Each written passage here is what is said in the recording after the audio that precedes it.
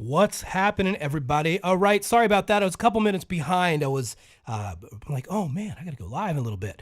My apologies. My name is D. Kumar. Welcome to the Exam Breakdown, where we focus on helping you get through examinations in the real estate market. So if it's your real estate license, your salesperson's, your broker's license, or today we go over mortgage loan origination examination content. And no matter what we're going to do, we're going to go through some stuff. My breakdown series are live every Monday and Wednesday. And on Mondays, we go over the real estate stuff. And on Wednesdays today, we go over mortgage loan origination. Now, today's focus is the mortgage loan process and loan origination. Next week, I will be working on some changed circumstance content. We had one of our subscribers asked some very specific questions about if we could go forward and sort of further explain changed circumstances.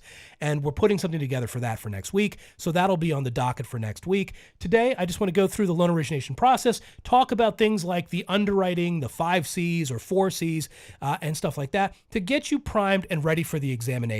Now, if you have any questions, feel free to go ahead and leave them in the comments. If you have specific topics that you would like me to cover, happy to do that.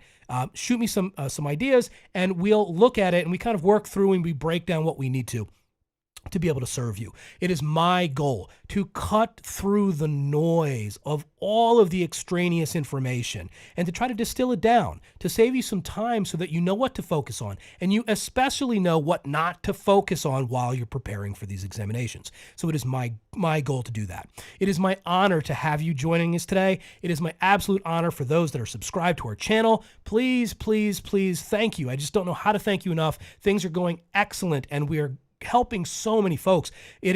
We're seeing so many comments about I'm passing my exams, I'm doing this. I heard some awesome comments from some of my subscribers like, hey, I passed my exam and I just like listening to this guy teach and learn and blah. Man, thank you. All right. It means the world for us to be able to serve you. And that's really why we do it. All right. So with that being said, I want to focus now on this loan origination process and also, just sort of a little few minutes of motivation. I was just on the phone with somebody that's real close to me, and we were talking about stuff. And what I noticed about this person is I'm like, they're thinking about going into a new endeavor, and a lot of you are thinking about going into a new endeavor. Why you're going into the loan origination business is going to be a variety of information, right? Like different people are doing it for different reasons. But the end of the day, you're about to embark on this new journey, and you're not sure. And what a lot of folks tend to do is they go, okay, if I do this first, and then I do this next, and then I do this, and they come up with this logical sort of lattice work of what they do. And if you look backwards on patterns in the past and you kind of observe them, you might notice that they get up to this point because they know this comfort or this discomfort of doing something, the discomfort of learning something new, the discomfort of taking an examination, the discomfort of failing it, the discomfort of trying to go back and take it again. And I know I've trained tens of thousands of folks, right? This isn't a brag. It's just when you spend that much time with people, whether it be virtual or not, face-to-face, which I've done tons of, and I meet people all the time, you see and notice patterns. And for today, focus on one thing, one problem, one solution, and keep it there. Today, we're going to work on the loan process or in loan origination. We're going to look at one thing. I'm going to give you my 2 cents of what I think you need to know, and focus there.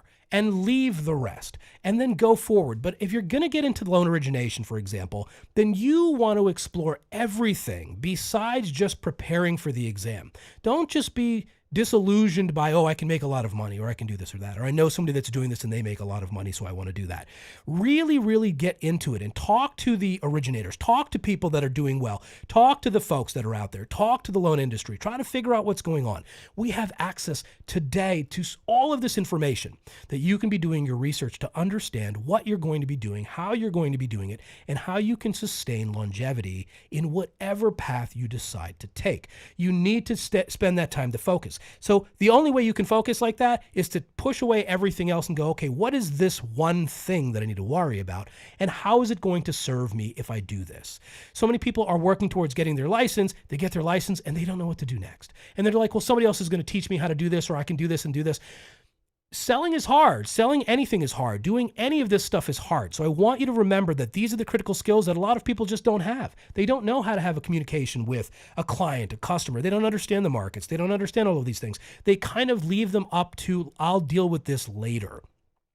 So if you look at this as a holistic problem in a singular way, and you explore it, understanding that this is a bigger problem, and unpack that, but still keep it down to it's just one problem. I'm about to enter this new industry. What do I need to know as I'm getting there?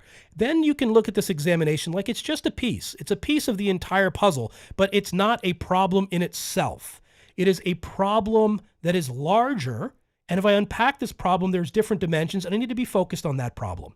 So have one problem and one focus. That's some food for thought today. Let's get into it. Let's talk about the loan process. Here we go. All right. So the mortgage loan process and loan origination. Let's talk about it. My technology has been acting up. So I'm just going to make sure everything's going well. Looks like everything's feeding right. Yep, we're good. Okay.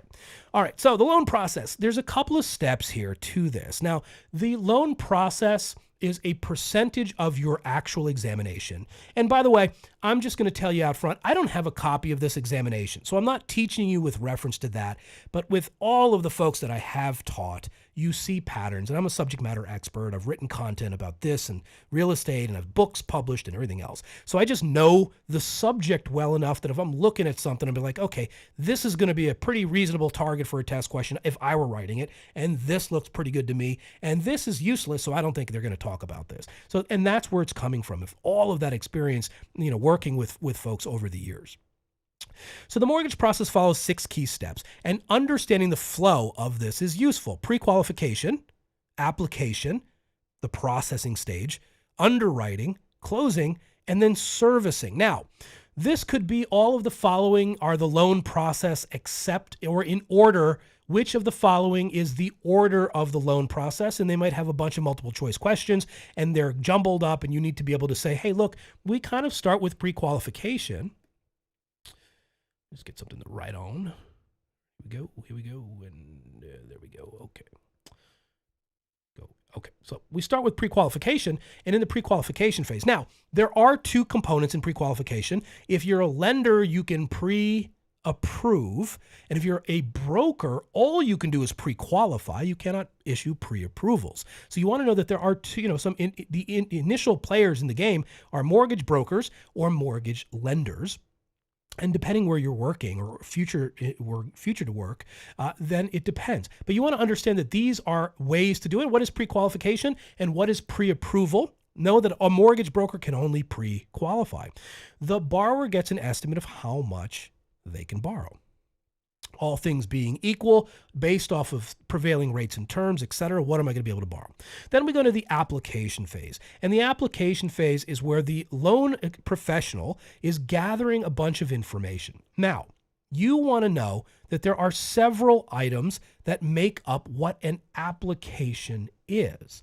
And so an application is something of importance to understand for this exam. Name, social security number, amount of loan being sought, value of property, income. And so as the loan originator is probing into these and not necessarily taking this loan application on a formal document, but once they hit a certain amount of bits of information, then that triggers federal disclosure. So it's not the loan application. I'm going to separate this and say application. Once I've gathered enough information, that's going to trigger federal disclosures. Namely, the loan estimate. Critical piece that you're going to see for the exam. Definitely things about the loan estimate you need to know about to pass this examination. They're going to talk about timing. They're going to talk about changed circumstances. They're going to talk about pricing and what can change and what cannot change. And so all of these different elements of the loan estimate are going to be on this examination. And this is going to be required within 3 days of the application. So even if a loan originator takes it on the back of a napkin and gets these bits of information, then that's sufficient to trigger federal disclosure. Now, formally speaking, when a loan originator is moving forward in the sales process and the consumer and the loan originator have had a meeting of the minds that, yes, this is my loan officer that I'm going to work with. I'm not going to fill out this application for 15 different companies.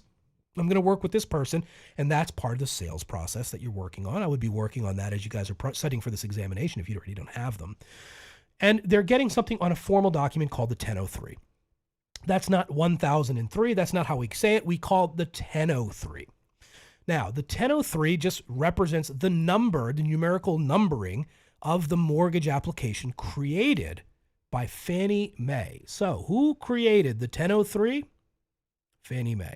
And you want to know for your exam what Fannie Mae stands for, what FNMA stands for. That is the Federal National Mortgage Association. So that's Fannie Mae.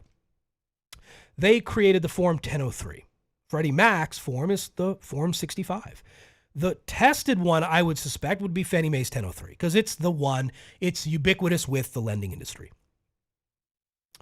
Once we've gathered information on the application and it's thorough, at that point, the loan officer can continue to process their own paperwork. Or the loan officer may hand it off. Here's the application. Go do your job. Processing department. So the processing department. Loan officers collect documentation and they verify certain details. They either do this themselves or they do this by farming it out to somebody else. Once everything has been gathered, at this point during the loan application and processing phase, there is something that happens inside of this. And that's the loan officer or the processing team. Somebody's going to submit this loan application based off of their review of it.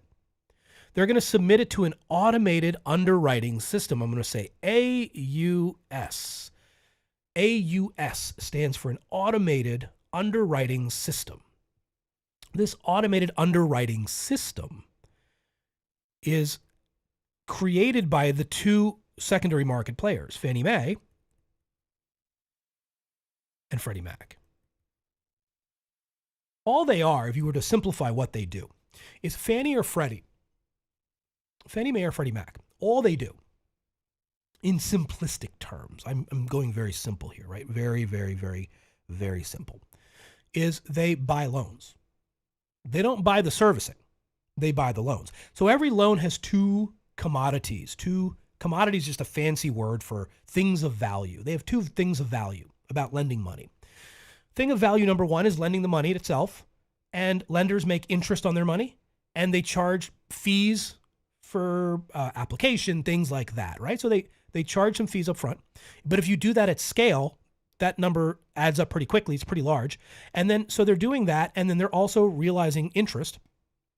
But there's a time stretch, right? Like a 30-year mortgage is 30 years. It's 360 payments. But lenders don't want to wait 30 years. They want to be able to say, hey, I'd like to make a loan.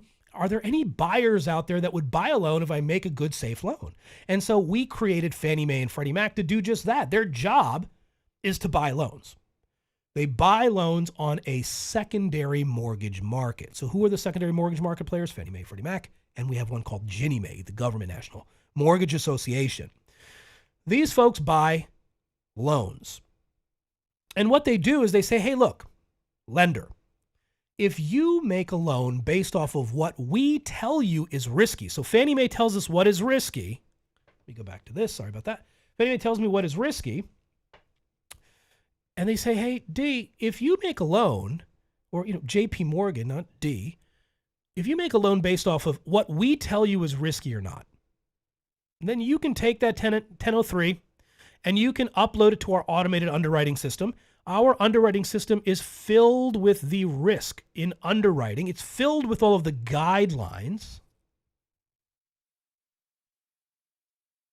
And then if it matches our guidelines, we're going to buy it.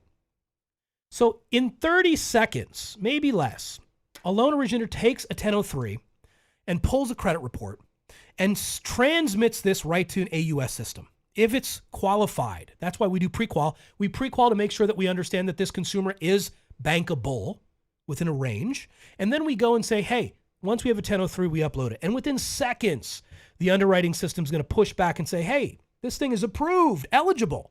If you can verify all of the stuff that you're saying in this application, then we're going to buy it from you. So the lender's like, cha-ching, score, easy.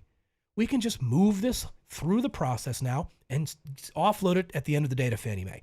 Fannie buys it, puts it into a file cabinet. I'm making this really simple with other loans similar in size and shape. We call that a tranche, right? In fancy words. They collateralize this thing, they slice it up, and they sell different pieces of it all over the place. They create bond investments like mortgage-backed securities. And so this whole process, they sell it to other investors. Other investors, like huge countries, might invest in our housing market that way. They bring in money, and then they recycle the money and they push it back out. Okay, so we've got this ever flowing pool of money in and money out for our housing market. And we have a stable, governmental system. We have transactions. We have title companies. We have title insurance. We have all of these systems in play that help to fortify and solidify this whole thing. So again, in these three words here, application, processing, and underwriting, man, there's a lot to unpack. There's a lot of possibilities here of possible avenues of test questions, as you can see. It's not just as, simplistic as pre-qual, application, processing, underwriting. Now, when it gets to an actual underwriter, this is where the lender assesses risk and issues loan approvals or denials. But I'm going to tell you well in advance of all of that, it isn't something that they're trying to figure out. Many times they've figured it out by running it up against some sort of automated underwriting system. Now, as long as the underwriter is verifying all of this stuff and they're checking all of this stuff and making sure everything looks good, then we can go to the closing process where the borrower signs documents and the funds are distributed or dispersed. And then they hand it off to the next leg. The final leg in this 6 key steps is something called servicing. Loan payments and escrow are managed. Now, I mentioned earlier, in lending, there are two commodities, the loan itself and that entire process, pre-qual, application, processing, underwriting, and closing. Everybody that touches this loan file is getting paid. So it's all of the fees that we're collecting up front and all of the profitability after the fees have been paid to the lender in terms of doing the loan. And then there's servicing the loan. So doing the loan is one thing, servicing the loan is the other thing of value. That is servicing in itself. So when we're talking billions of dollars of loans that we're servicing, we're collecting the mortgage payment, we're paying the taxes, we're doing this. If we charge a small amount of money for each of those loans, that may not seem like it's a lot. It could be a couple of $100 for each loan a year, but when you're doing it at scale, then servicing pools could bring in hundreds of millions of dollars over life, billions of dollars over the legacy of 30 years. We're talking a tremendous amount of money in loan servicing to push the paperwork around. And so loan servicing is a piece that you will specifically have test questions on regarding the Real Estate Settlement Procedures Act, RESPA, and then this closing process is the thing we just went through. Okay, so hopefully that was helpful. It isn't as simple many times as, we make it out to be. There's a lot more complexity. And I'm just going to go through these steps a little bit more and just kind of point some stuff out here. So the official Uniform Residential Loan Application, on exams, they will sometimes call it the URLA.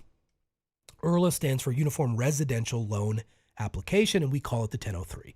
We also learned that Fannie Mae created this. You want to know that for exam purposes. Captures the following information. Now, I can capture this on the back of a napkin. Name, social security number, address, income, assets, credit, property details, and what's the purpose of the loan. So when we're gathering what an application is, it doesn't have to be on a 1003. It could just be there, and it's going to trigger this federal disclosure. Step 3 here is the loan processing. We're gathering documentation, W-2s, pay stubs, tax returns, credit reports, bank statements, and purchase contract. The file must be complete and accurate before it goes into underwriting. Now, if it goes into underwriting, there is some stuff here. The underwriter evaluates risk. We know that. They're analyzing all of these different things. They're giving this approval. A suspension needs more information, or it's denied. Now, if it's denied in the United States, within 30 days, we need to tell the consumer why. And there's a federal law that requires that. And that's the Equal Credit Opportunity Act. So you see, this is where all of these other laws that you're going to be tested on also sort of combine forces with this process. So when I learn things, it's also more helpful for me to understand where in the process this stuff comes up. like, okay, I get it. There's the Equal Credit Opportunity Act, but at what point in procedure does it inject itself into what I do during the day as a loan originator? Well, if this loan got denied, then somebody has to cut a adverse action letter. Okay. And there's another, it's called adverse action. And this adverse action letter is required. And now there's two actual adverse action letters. You can use the same letter for both. One law is the Equal Credit Opportunity Act, and the other law is the Fair Credit Reporting Act. So if credit is the basis of the denial, then per the Fair Credit Reporting Act, the FCRA, then a reason for denial must be given to the consumer. Okay? So we can satisfy the requirement for two laws with one letter. That's all good. But we want to make sure that that's understood, and that's what happens. Now, if the deal is approved, the deal must go forward. Automated systems like Desktop Underwriter and Loan Prospector speed up approvals. And so DU is Fannie Mae's engine. And then LP is Loan Prospector. That's for Freddie Mac. Freddie Mac is FHLMC. That's the Federal Home Loan Mortgage Corporation. And inevitably, you'll probably learn them like I did, and then you won't be able to forget them, and they'll haunt your dreams. Closing. Closing is when the loan becomes official. Sometimes for closing purposes on exams, they might call this the day of consummation. The day of consummation is when you are legally obligated to take over that loan. The borrower signs the closing disclosure. This is part of the TRID rule. You're learning about all of this stuff. Funds are dispersed, and the borrower gets the keys. I love that note. Kate Tofuri is my sort of director of operations, VP. She's the mastermind that often comes up with these things, and I'm usually the puppet that puppets this stuff or parrots this stuff. Lenders check final details like employment verifications. Note that many times you might see ethics questions here about final details. Hey, the loan is about to close and the borrower just lost their job. Then should the loan officer close the loan, right? You'll get this representations on exam questions in terms of ethics. And then there is a thing on refinancing called the right of rescission. And that's under the Truth in Lending Act. It applies to refinances, not purchases. That's a very simple thing right there, but there's complexity inside of right of rescission. There's the number of days. There's what happens if you don't give 2 copies of the right to rescind. That would extend the rescission period to 3 years. There's all kinds of little nuggets inside of some of this stuff that you want to also remember. And then there's the loan servicing. Once closed, the loan is serviced, meaning that the borrower makes monthly payments. Loan servicers manage the escrow, property taxes, insurance, and payments. If payments are late, the servicer starts the default and foreclosure process. So that's the servicer's job. RESPA regulates servicers. So that's the big law that oversees what servicers do, and servicing reform, and you want to focus your attention there. Note that loans are sometimes sold, meaning that borrowers may have to make payments to a new loan servicer instead of the original lender. This does not change the loan terms, but the borrower will receive a notice of servicing transfer informing them that they were where to send the future payments. This disclosure form is required under RESPA.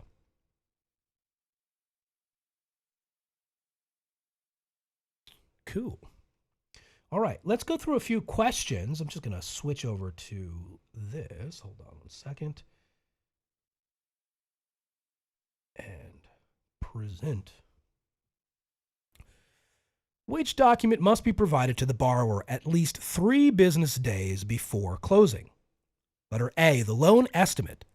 Letter B, the 1003 form. Letter C, closing disclosure. Letter D, TILA disclosure. And the answer is letter C, the closing disclosure. So we've got the loan estimate and the closing disclosure. Per the TRID rule, these documents must come into play. The 1003 is an actual legit thing. Fannie Mae created that. And the TILA disclosure form, there are That's a little bit of the red herring. There's no TILA disclosure form. The APR must be disclosed, but that's on the loan estimate and the closing disclosure. And so what TILA and RESPA did was they had this integrated disclosure rule, TRID, and those combined a lot of the disclosure requirements for both of these particular items. The next question, which of the following is not a step in the loan process? Letter A, pre-qualification. Letter B, underwriting. Letter C, loan servicing. Or letter D, home inspection. And the answer? Letter D, home inspection. This is a pretty easy one. But, pre-qualification, underwriting, and loan servicing, again, understanding sort of how this is going to work is memorizing some of these lists to go, okay, what could be the question that they might ask me here about that? And sort of that's how they would come at it with you. Something pretty simple. It could also be a list of them, and the different, A, B, C, and D have those. So read through the answers. Really do read through the answers first. Many times that helps.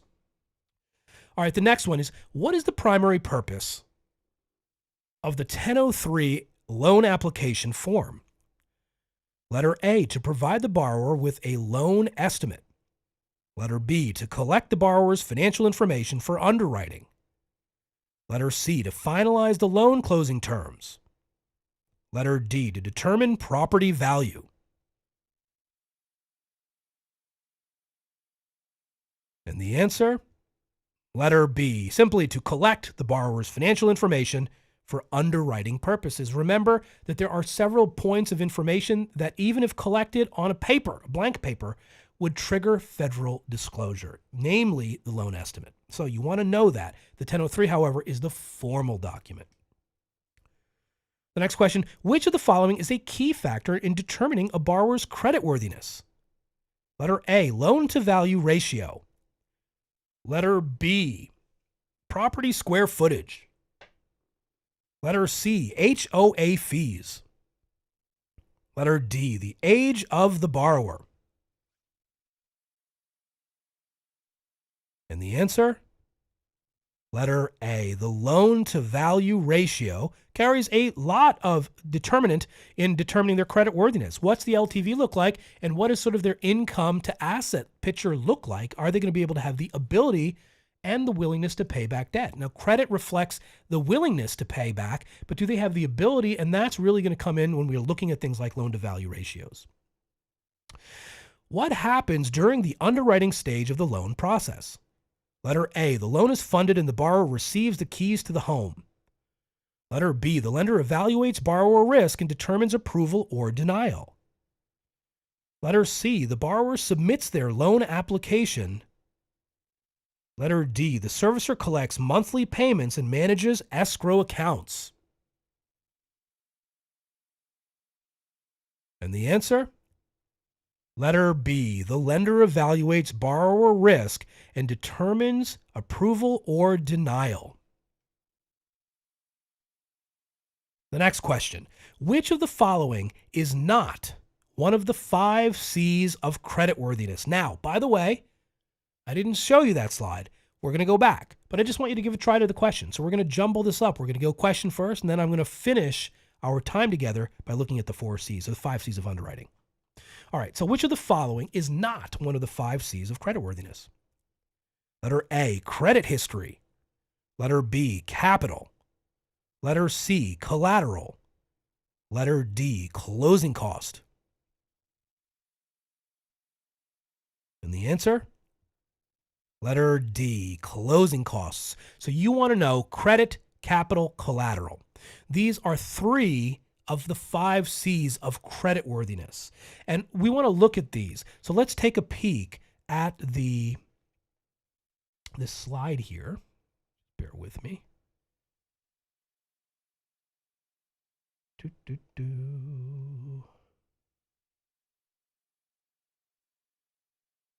you are. Bam. All right, check this out.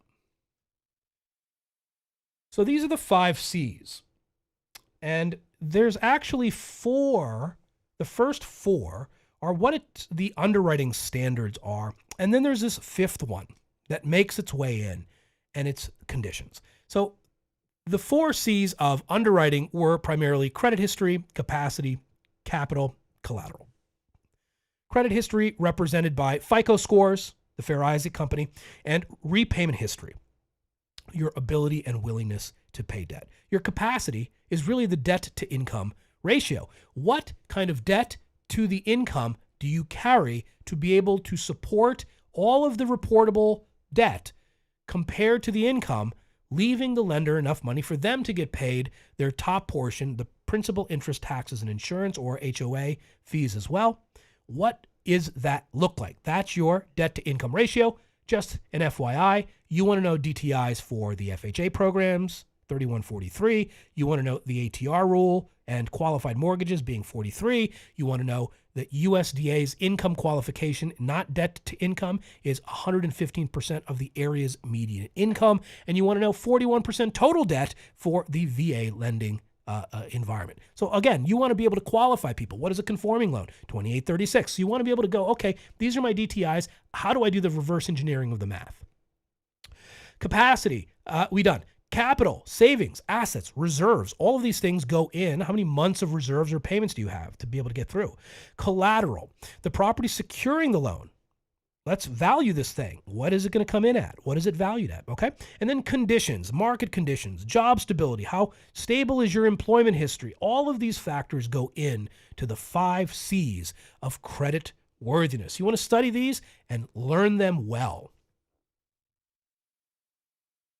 All right. So that was today's exam breakdown. Wasn't too painful, but hopefully we unpacked a decent amount of stuff in this so that you can, sort of go, okay, even though seemingly this loan process is very, it seems like, oh man, I can't believe he's going to go through that.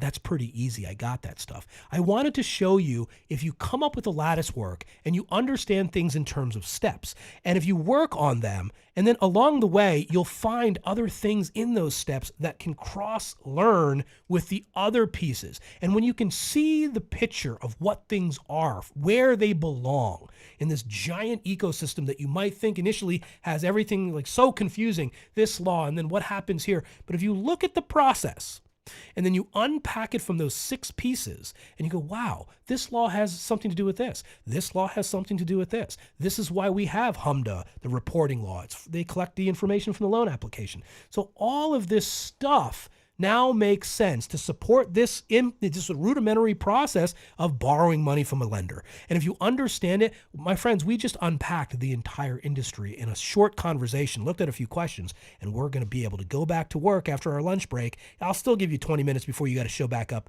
to your employer by 1 o'clock. All right. So if you're looking to change, if you're looking to do something important, find one thing and then look at the problem from this dimensional way, like we were talking about earlier, and things become exponentially easier when it comes to understanding what's happening with all of this stuff. I hope you found this useful and valuable in time, and you're giving me your precious commodity of time, so I appreciate that. If any questions whatsoever, feel free to leave them in the comments. We will get back to you. Thank you so much for supporting our channel.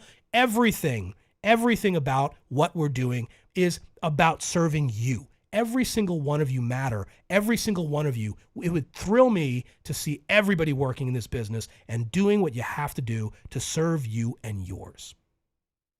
I hope you found that the time that you served with me was valuable. And if there's anything we can do, I promise that we'll do what we can to serve you. Okay? So, once again, my name is D. Kumar. Thank you. If you're looking to learn anything about real estate in a positive environment, be sure to subscribe. Thanks once again. And remember, good luck on your studies and good luck on your exams. We will see you next week, Monday for real estate, folks, and on Wednesday for mortgage. I'll see you then.